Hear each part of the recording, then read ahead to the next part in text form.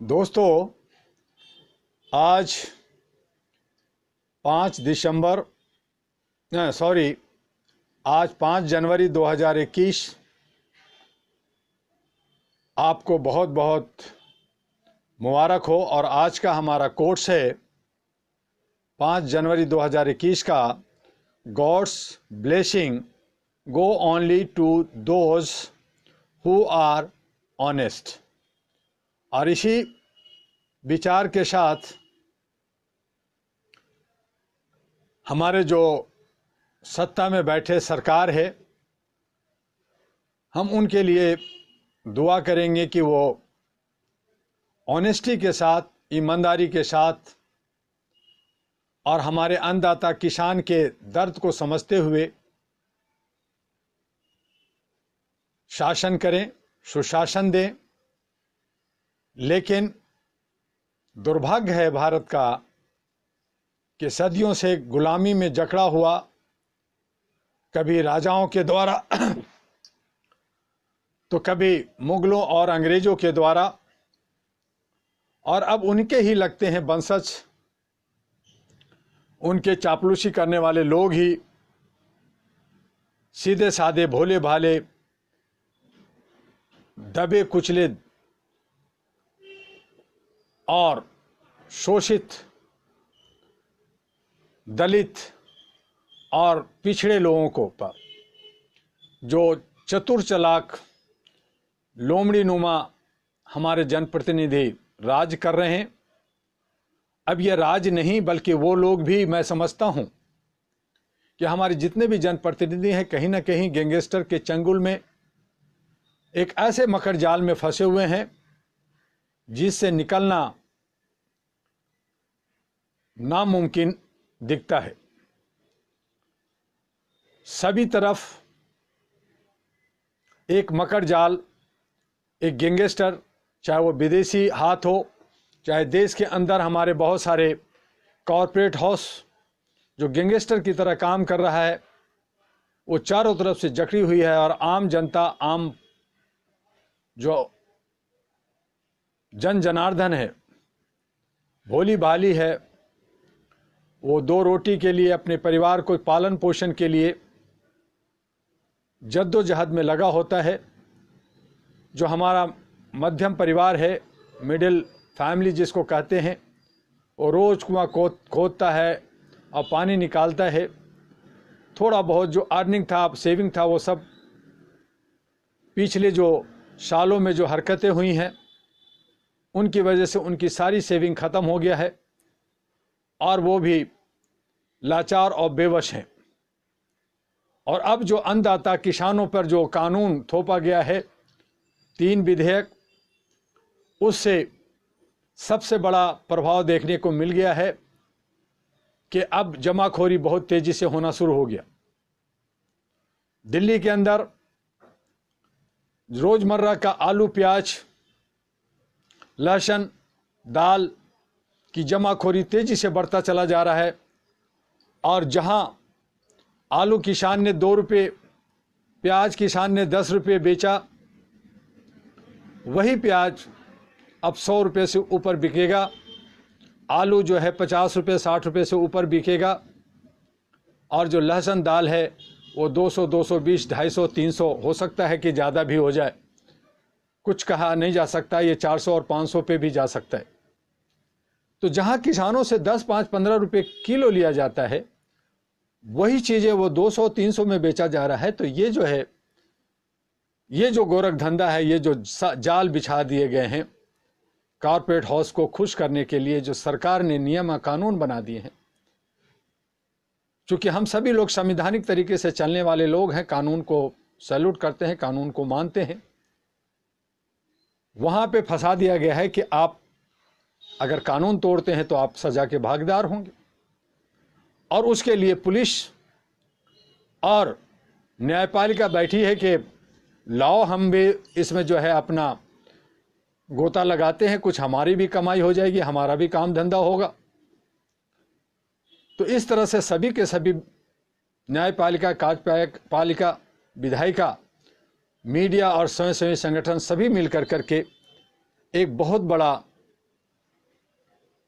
एक गैंगस्टर का काम कर रहे हैं। देश हित में, समाज हित में, मानवीय मूल्यों को ताक पे रखते हुए ये सारा काम हो रहा है। हम सभी लोग बेवकूफ़ लोग हैं जो मानवीय मूल्यों की बात करते रहते हैं, मानव को शांति और सद्भावना की बात करते रहते हैं, मिल करके रहने की बात करते हैं, जबकि ये सारे के सारे जो राक्षस हैं, जो अंधभक्त हैं, जो समझते नहीं हैं, जो चंद पैसे और चंद थोड़ी सी सहूलियत को पाने की गरज से अपनी बहु बेटियों को, समाज को, देश को तोड़ रहे हैं, उसको गुलाम बना रहे हैं और जनता भाड़ में गई, मानवता भाड़ में गई, ऐसी सोच पैदा कर रहे हैं। ये शैतानी हरकत हमारी मानवता के लिए खतरा बनता जा रहा है। भारत जो खुशहाल जैसा भी चल रहा था 70 सालों से, कमोबेश हम रोटी तो खा रहे थे, रह रहे थे, लेकिन अब ऐसा लगता है कि हिंदुस्तान पाकिस्तान से भी बदतर हो जाएगा। एक बांग्लादेश जो बदतर था, कमज़ोर था, आज भारत से आगे निकल चुका है। आपका भारत 1947 में आज़ाद हुआ और 47 के 20 साल बाद, 22 साल बाद जापान आज़ाद हुआ और जापान विश्व का विकसित और सशक्त राष्ट्र बन गया। भारत के अंदर खनिज पदार्थ का, कृषि प्रधान देश, यहाँ किसी तरह की कोई कमी नहीं, ज्ञान का कोई कमी नहीं, बुद्धि का कोई कमी नहीं। हर तरह की चीज़ें होने के बावजूद भी हम पिछड़े हैं, हम गरीब हैं, हम दलित हैं, हम शोषित हैं, हम गुलाम हैं। और वो इसलिए हैं कि जो सत्ता में बैठे हो लोग आते हैं, सत्ता में जाते हैं, हमारे बीच से जाते हैं, हालांकि कहीं और से टपकते नहीं हैं, जाते हमारे बीच से ही हैं, लेकिन जैसे ही सत्ता में जाते हैं वो अपनी सोच को बदल लेते हैं और वो यही कोशिश करते हैं कि जब तक ये टूटे नहीं रहेंगे, जब तक ये गरीब नहीं होंगे, जब तक ये मजमून नहीं होंगे, तब तक मैं शासन नहीं कर सकता, इसलिए इनको तोड़ के रखो। जात के नाम पे, धर्म के नाम पे, संप्रदाय के नाम पर और बहुत सारे भाषा के नाम पे, क्षेत्र के नाम पर तरह तरह तरीके से जो भी मिलता है उन हथकंडों को अपना कर करके ये शासन करना चाहते हैं और लोगों को ख़त्म कर देना चाहते हैं। बहुत हैरानी होती है और बहुत ही मैं सोच में हो जाता हूं कि क्या इन्हें नहीं मरना। ये सारे के सारे जो जनप्रतिनिधि, जो लीडर्स हैं, जो हमारे देश के प्रधानमंत्री, होम मिनिस्टर और ये मिनिस्टर्स हैं, जो जनता के टैक्स, जनता की गाढ़ी कमाई, जनता के खून पसीने की बहे हुए पैसों से ये जो फ्लैटों में रहते हैं, बड़े बड़े कोठियों में रहते हैं, सारी सुविधाएं हैं, आज वो जो है टोपियां और कोट टाई और ये सारे जो है गरम सूट में रह रहे हैं, इनको इतनी बद्दुआएं मिलती है, इतनी हाय मिलता है, ये कैसे रहते हैं? इनके चेहरे को देख करके मुझे हैरानी होता है। इनको बद्दुआएं क्यों नहीं लगता? बुजुर्ग लोग कहते हैं कि बद्दुआ बहुत बुरी चीज होती, बुजुर्ग लोग कहते हैं कि हाय बहुत बुरी चीज होती है, लेकिन इनको जो रोज आज हमारे 54 किसान शहादत हो गए, शहीद हो गए हैं आंदोलनरत होते हुए अपनी मांगों के लेकर, जो हमारे जनप्रतिनिधि हैं उनको जाकर के किसानों के बीच में बैठ करके सड़कों पे इस ठंड में बैठ करके जाकर के बात करनी चाहिए। शर्म नहीं आती कि वो कहते हैं मैं मीटिंग करूंगा तो आ जाओ विज्ञान भवन, और वहां भी कहते हैं कि नहीं, हम आपकी बात नहीं मानेंगे, हमने जो कहा, जो बना दिया वो बना दिया। तो ये हेकड़ी, ये इस तरह की सोच, ये जनहित का नहीं है, जनता के लिए नहीं है। इसलिए मैंने बार बार कहा कि ये भारत के अंदर जो राज्य चल रहा है, यहाँ लोकतंत्र नहीं है, यहाँ जनता की हित की बात नहीं होती है। वोट का भी एक अधिकार जनता को दिया है, लेकिन वो भी एक सिक्योरिटी के अंदर, वो भी अपनी मर्जी के अंदर, उसमें भी तोड़ फोड़, जुगाड़ के साथ, ईवीएम में छेड़छाड़ और कई तरह की जो जुगाड़ कर करके आप जीत जाते हैं और सत्ता में आते हैं। एक तरफ किसान जो है आंदोलनरत है, दूसरी तरफ जो है कोरोना से लोग त्राहित हैं, तीसरी तरफ बेरोजगारी है और चारों तरफ जो है महामारी है। अब तो बर्ड फ्लू का एक महामारी और आ रहे हैं, और भी बहुत सारी बीमारियां आ रही हैं। और वहां सत्ता पक्ष, मजे की बात है जो बार बार मैंने कहा कि सत्ता पक्ष जो है अलग अलग राज्यों में, बंगाल में और जगह जाकर के करोड़ों करोड़ रैलियां में प्रचार करने में जनता का पैसा खर्च कर। इलेक्शन कमीशन का क्या भूमिका? मैंने कहा कि सत्ता पक्ष प्रचार ना करे। सत्ता पक्ष अगर एक लीडर, एक मिनिस्टर अगर किसी जगह जाता है तो उसमें करोड़ों रुपए खर्च होता है। वो जनता का पैसा है, टैक्स का पैसा है। उसे अधिकार नहीं होना चाहिए कि किसी भी आंदोलन के लिए, रैलियां के लिए हो जाए। उनका काम है सुशासन के लिए काम करें।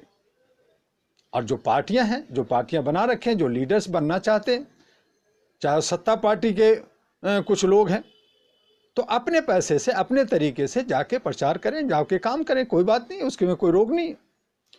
लेकिन सत्ता पर जा कर करके हेलीकॉप्टर से, एरोप्लेन से, बड़ी बड़ी गाड़ियां और उसकी डर से लाखों लोग का हुजूम लगता है और वहाँ किसी तरह का सोशल डिस्टेंस नहीं होता, वहाँ कोई मास्क नहीं लगाया होता और लाखों लोग भीड़ लगाते हैं, वहाँ कोई कोरोना नहीं होता।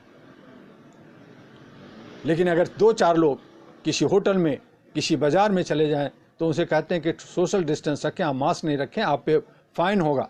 और इस तरह से करोड़ों रुपया फाइन के रूप में सरकार ने, दिल्ली सरकार ने और बाकी ने वसूल किया, लोगों को परेशान किया, लोगों पे केसेस कर देते। जरा सा कुछ होता है तो उन पे एफआईआर कर दो, उनको अंदर कर दो, उनको गोली मार दो। तो इस तरह का लोकतंत्र किस तरह का है? लोकतंत्र ये राजतंत्र से बेहतर है। कम से कम राजा जनता के हित के लिए काम करता था, जनता के बीच में, चाहे रात में हो, कम्बल ओढ़ के जाना होता था, जाकर के दुख दर्द को समझते थे और उसका निवारण करते थे। अंग्रेज भी इतना क्रूर था, लेकिन उसने विकास किया, निर्माण किया और अच्छे काम किया, अच्छे अच्छे कानून लाए, सती प्रथा खत्म किया, बंधुआ मजदूरी खत्म किया, बहुत सारे ऐसे महिलाओं को अधिकार दिए गए। तो हमारे अंग्रेजों ने बहुत सारे काम किए, चूंकि वो विदेशी थे, जुल्म हो रहा था, तो इसलिए हमने उनसे आज़ादी ली। लेकिन आज़ाद भारत में हम अपने लोगों के बीच में हम फंसे हुए हैं, चंगुल में हैं और उनके जो है जुल्म को सहते जा रहे हैं। थोड़ा विकास के रूप में अच्छे लोग कपड़े पहनने लगे हैं, खाना भी खाना अच्छे लगे हैं, घर जो है जहां मिट्टी का था, खपड़ैल था, उससे हट कर करके ईंट का मकान बन गया है। लेकिन सुख शांति नहीं है, मानवता नहीं है, एक दूसरे को नोच रहे हैं। और वो दिन दूर नहीं जब प्रकृति का मार पड़ेगा, एक नहीं हजारों बीमारियां होंगी, लोग त्राही त्राही मचाएंगे, एक दूसरे को नोचेंगे, खाने को नहीं मिलेगा, पानी पीने को पानी नहीं मिलेगा।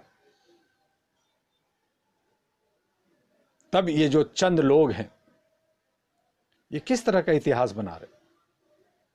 ये इतिहास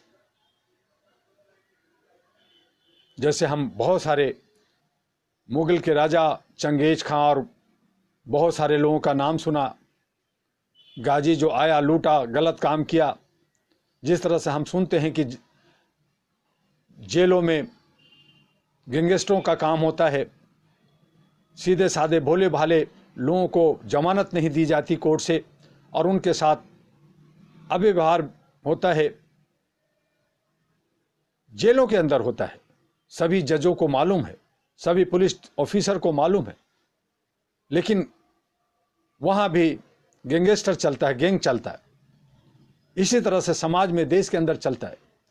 हम लोग जब तक बोल रहे हैं, थोड़ा बोल रहे हैं, लेकिन कब मुंह बंद कर दिया जाए, कब जेल में डाल दिया जाए, कब एफआईआर लॉन्च हो जाए, ये कुछ नहीं कर सकते। बहुत मुश्किल है जीना, अभिव्यक्ति की स्वतंत्रता, ये सिर्फ कानूनी और किताबी बातें हैं। भ्रष्टाचार चरम सीमा पे, छोटे छोटे लोग भ्रष्टाचार करके थोड़ा बहुत पैसे इकट्ठे करते हैं, उनको बड़े जो भ्रष्टाचारी हैं, जो लुटेरे हैं, उसको लूट लेते हैं। तो इस तरह से गैंगस्टर चलता है, नीचे से ऊपर तक, ऊपर से नीचे तक, चारों तरफ जाल फैला हुआ है। और कुछ लोग उसमें बस जी लो, किसी तरह से उलट पुलट के कर लो, यही जिंदगी रह गई है।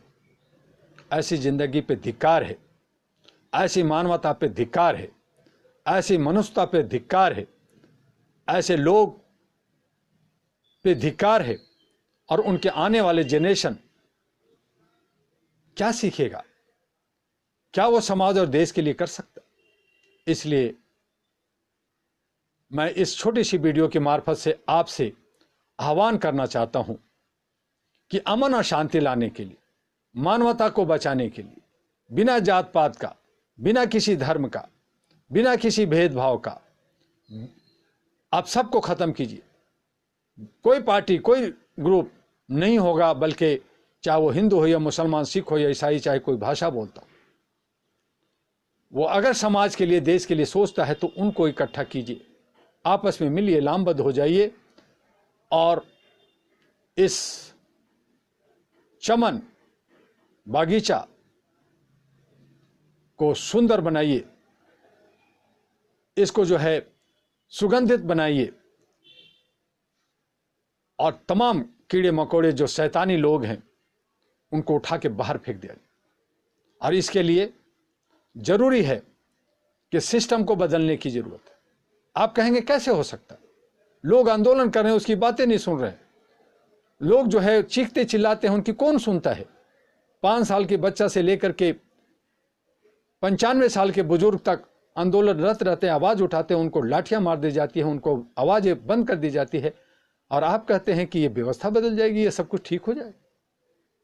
कुछ नहीं करना मेरे दोस्त, आप लोग मिलकर करके अच्छे सच्चे लोकसभा में, विधानसभा में, नगर निगम में, जहां कहीं भी इलेक्शन जहां भी होते हैं, उन लोग अपने क्षेत्रीय लोगों को, जान पहचान को, अच्छे लोगों को जो समझदार हैं, उनको किसी भी तरह से एन केन प्रकार जैसे भी हो सके उसको जिताइए और उसको बाहर, उसको जो है पार्लियामेंट, लोकसभा, विधानसभा में भेजिए। उन लोग जो करोड़ों करोड़ रुपया खर्च करते हैं, बड़ी बड़ी रैलियां करते हैं, उनका खाइए, उनको सुनिए, लेकिन उनको किसी भी कीमत पर वोट ना दीजिए। अगर आप वोट नहीं देंगे और सभी साथी मिलकर के कि भाई हम इसको खाएंगे, इनकी सुनेंगे, लेकिन वोट नहीं देंगे, जिस दिन आपने ऐसा कर दिया, जिस दिन आपने अपनी अंदर की डर को बाहर निकाल दिया, उस दिन आप सही माने में भारत के निर्माण का एक भागीदार बन जाएंगे, एक हिस्सेदार बन जाएंगे। आज हमारे न सिर्फ हम लोग छोटे लेवल पे, बल्कि हम लोग पूरे परिवार, जो परिवार हमारा समाज का, देश का, वो सभी जगह जो है हम लोग भ्रष्टाचार से लिप्त हैं। हमारे परिवार के अंदर यदि कोई व्यक्ति भ्रष्टाचार या अपराध की तरफ उन्मुक्त होता है तो उसके लिए सिर्फ उस व्यक्ति को ही दोषी नहीं माना जाना चाहिए, बल्कि इसके लिए परिवार को भी जवाबदेह बनाना होगा। एक पिता के यदि 4 पुत्र हैं तो उसके एक गलत निकल सकता है तो पिता यह कहता है कि हम क्या करें, हमने तो चारों को एक निगाह से देखा है, चारों की शिक्षा दिशा एक जैसी दी है, फिर भी यदि हमारा लड़का गलत राह पर चल रहा है तो इसके लिए हम दोषी नहीं हैं।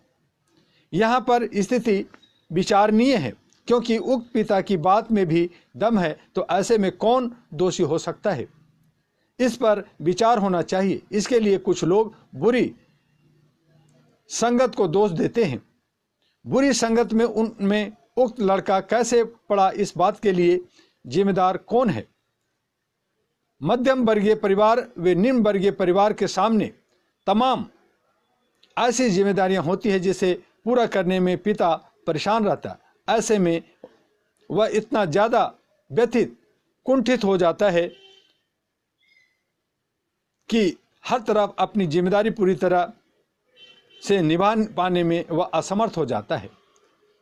4 बेटों के पालन पोषण, शिक्षा दीक्षा, पढ़ाई लिखाई, शादी ब्याह तथा अन्य इसी तरह उलझ जाते हैं कि उन्हें और कुछ नहीं सूझता। और ऐसी हालत में वह सोचने लगता है कि मैं किस तरह से अपने परिवार का भरण पोषण करूं।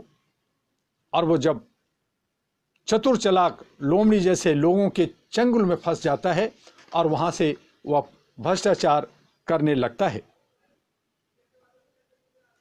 तो इस तरह से बहुत सारे उदाहरण आप भी समझते हैं, जानते हैं।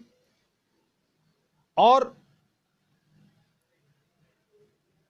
परिवार का जो मुखिया होता है वो कमजोर हो जाता है, लेकिन देश का जो हमारा मुखिया है, जो हमारा सेवक है, जो हमारा चौकीदार है, वो कमजोर नहीं है। उसे पूरी ताकत दी जाती है, पूरा उसके साथ सिक्योरिटी होता है, पूरा उसकी मैनेजमेंट होती है, पूरी सरकार होती है, पूरा न्यायपालिका, कार्यपालिका, विधायिका और पूरा एक ग्रुप होता है। और वो अगर गलत काम करने लगता है, वो अगर चंद लोगों के फायदे के लिए कॉर्पोरेट हाउस को या देश को बेचने के लिए या सारी चीज़ों के लिए काम करने लगता है, तो वो जो है एक बहुत बड़ा भ्रष्टाचार होता है। और ऐसी बद्दुआ और ऐसी जो है हाय लेना शोभा नहीं देता। इसलिए हमारे देश के प्रधानमंत्री को न्याय संगत सभी को हित को देखते हुए समाज को एक आईने में एक समरूपता को लेते हुए आगे बढ़ना चाहिए। और मैं चाहता हूं कि हमारे जो किसान जो आज पूरे भारत में आंदोलन करने लगे हैं, कल ट्रैक्टर रैली है, ठंड में है, बारिश हो रही है, उनकी टेंट में पानी घुस गया है, वो ज़मीनों पे सोने लायक नहीं जगह है, बैठ नहीं सकते हैं, ठिठुर रहे हैं और मौतें हो रही हैं। अगर एक लीडर मर जाता है तो उस पर हाय तौबा मच जाता है। एक लीडर का एक भैंस चोरी हो जाता है, एक जो है उसके बकरी और कुत्ता चोरी हो जाता है तो उस पर हाय तौबा मच जाता है और सारी महकमा उसके पीछे लग जाती है। लेकिन हमारे अन्नदाता 54 लोग मर चुके, लोग परेशान हैं, लेकिन इनके कानों पे जूं नहीं रेंग रहा। इन्हें सोचे, ये बड़ा आंदोलन जो हो गया है इस पे विचार करें और इनकी जो 3 जो कानून पास हुए हैं उनको वापस लें और इन पे पुनः सभी किसानों से मिल करके, सभी अन्नदाताओं से मिल करके अच्छा सच्चा बात करें। ये जो कॉर्पोरेट हाउस को फायदा पहुंचाने की बात है इसको ख़त्म करें, सभी को समान रूप से करें। वरना ये किसान और जनता जो नौजवान अगर भूखे मरेंगे, महंगाई बढ़ेगी, लूट खसोट होगी, तो ये कॉर्पोरेट हाउस को भी ताश की पत्ती की तरह, तिल्ली की तरह उड़ा दिए जाएंगे, ख़त्म कर दिए जाएंगे। और जो लोग सोच रहे हैं कि मैं सिक्योरिटी में हूं, मेरा क्या बिगाड़ लोगे, वो हालत भी तुम्हारी वो हालत होगी जो समझ नहीं सकते। जितना दर्द दोगे उल्टा न्यूटन के सिद्धांत के विपरीत आपको उससे ज्यादा दर्द मिलेगा।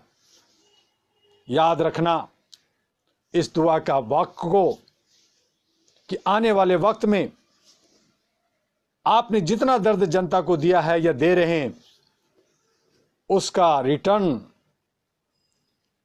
100 गुना ज्यादा मिलेगा। तब मरते सैया पे, जैसा कि मैंने अपने जीवन के बहुत सारे लीडरों को, प्रधानमंत्री, राष्ट्रपति, कैबिनेट मिनिस्टर को, जजेस जस्टिस को मरते हुए सैया पे देखा है, आंसू बहाते हुए देखा है, माफी मांगते हुए सुना है। आप भी उसी तरह से माफी मांगोगे, चीखोगे, चिल्लाओगे कि हाय मैंने ये क्या कर दिया। उस दिन तुम्हें कोई नहीं सुनेगा। आएगा यमदूत और ले जाएगा घसीट कर करके। बस आज इतना ही, कल फिर मिलते हैं 1 बजे। जय हिंद, जय भारत, नमस्कार।